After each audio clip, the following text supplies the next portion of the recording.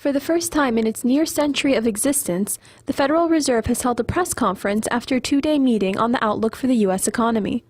According to the Federal Reserve, there will be 4 such conferences annually to coincide with the meetings in which the central bank updates its economic outlook. I think it will positively affect us.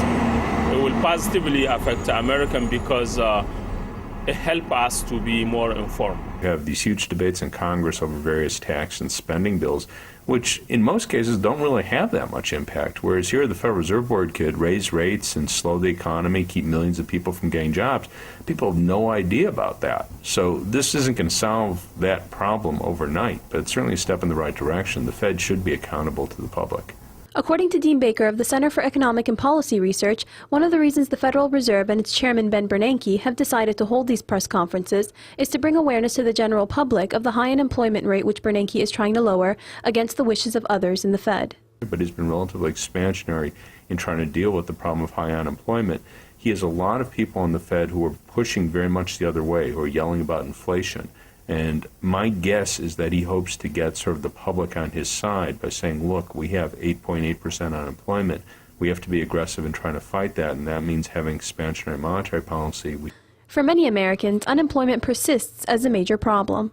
Well, it's still affecting a lot of people. I know my daughter is in Detroit, Michigan, and they're still suffering. In the press conference, Bernanke discussed the unemployment issue and the slow pace at which the unemployment rate will go down. To foster maximum employment, the committee sets policy to try to achieve sufficient economic growth to return the unemployment rate over time to its long-term normal level. At 8.8%, the current unemployment rate is elevated relative to that level, and progress toward more normal levels of unemployment seems likely to be slow. Baker said the economic growth should be higher than it is now.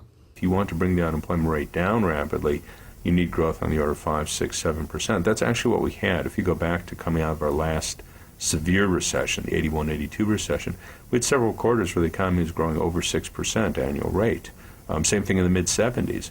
So we should be seeing very, very rapid growth, and the fact that we're not means that we aren't going to see a sharp decline in the unemployment rate.